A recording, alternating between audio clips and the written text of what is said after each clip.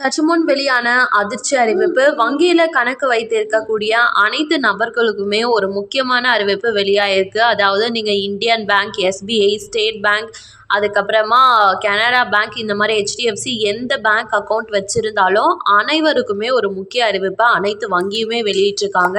உஷாரா இருந்துக்கோங்க. உங்க அக்கௌண்ட்ல இருந்து பணம் பிடித்தம் செய்யப்பட்டுச்சுன்னா எங்களை வந்து கேட்காதீங்க அப்படின்ற மாதிரி ஒரு அறிவிப்பு கொடுத்துருக்காங்க. அது என்ன அறிவிப்பு அப்படின்ற கூடுதல் தகவல் தெரிஞ்சுக்க வீடியோ கொஞ்சம் கூட ஸ்கிப் பண்ணாமல் முழுக்க பாருங்கள். அப்போ தான் என்ன சொல்கிறோம் அப்படிங்கிறது தெளிவாக புரியும். அண்ட் ஃபர்ஸ்ட் டைம் இப்போ தான் நம்ம சேனலை பார்க்குறீங்க அப்படின்னா மறக்காமல் ஒரு லைக் பட்டனை தட்டி விட்டுருங்க. ஆல்ரெடி பார்த்துட்டு இருக்கக்கூடிய வியூவர்ஸாக இருந்தீங்கன்னா கமெண்ட் பாக்ஸில் ஹேன்னு சொல்லிட்டு போங்க. இப்போ வாங்க வீடியோக்குள்ளே போயிடலாம். ஆர்பிஐன்னு சொல்லக்கூடிய ரிசர்வ் பேங்க் ஆஃப் இந்தியா தான் இந்தியாவில் இருக்க அனைத்து வங்கிக்குமே தலைமை வங்கி அப்படின்னு கூட சொல்லலாம். ஸோ ஆர்பிஐ சொல்கிற அனைத்து விஷயத்தையும் அனைத்து வங்கியுமே கேட்டாகணும். அது லீவாக இருக்கட்டும், இல்லைனா ஏதாச்சும் புது ரூல்ஸ் கொண்டு வராங்க அப்படின்னாலும் சரி, எல்லாமே ஆர்பிஐ சொல்கிறது தான் அனைத்து வங்கியும் ஃபாலோ பண்ணணும். நம்ம தமிழகத்துலன்னு பார்த்தோம்னா நிறைய வங்கிகள் இருக்கு. அதுல அனைவருக்குமே சேமிப்பு கணக்கு, சேவிங்ஸ் பேங்க் அக்கௌண்ட்ன்றது கட்டாயமா வச்சிருப்போம். இப்போ அந்த சேவிங்ஸ் பேங்க் அக்கௌண்ட்ல இருந்து நமக்கு பணம் 295 ரூபா அப்படின்றது பிடித்தம் செய்யப்பட்டு வருது. ஒரு சில நபர்களுக்குன்னு எடுத்துக்கிட்டோம்னா மாசம் கூட இந்த அமௌண்ட் அப்படிங்கிறது பிடிக்கப்பட்டு வந்துட்டு இருக்கு. ஸோ இதனால நிறைய மக்கள் குழப்பம் அடைஞ்சிருக்காங்க.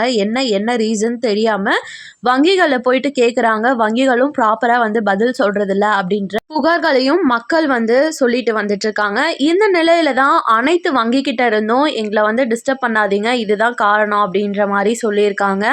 அதாவது நாச் அப்படின்னு சொல்லிட்டு ஒன்று இருக்கான். இந்த நாச் என்ன பண்ணணும்னு சொல்லி பார்த்தோன்னா, நம்ம தொடர்ச்சியாக மீண்டும் ஒரு அமௌண்ட்டுங்கிறத ஒருத்தருக்கு டிரான்ஸ்ஃபர் பண்ணுறோம் அப்படின்னும் போது லோன் பேஸ் பண்ணது.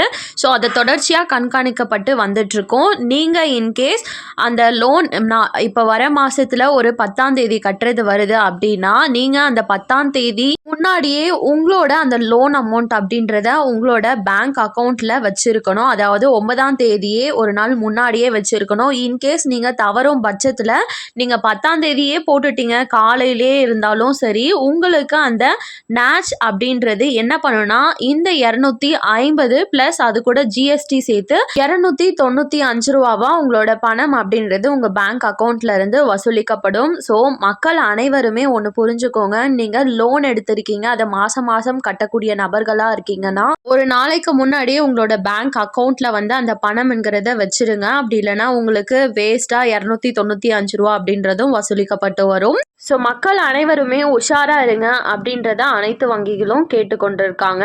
அது மட்டும் இல்லாமல் இந்த மாதிரி அப்டேட்ஸ்லாம் சொல்லாமையே அப்பப்போ பணம் அப்படின்றது நம்ம பேங்க் அக்கௌண்ட்லேருந்து பிடிக்கம் செய்யப்பட்டு வந்துட்டுருக்கு.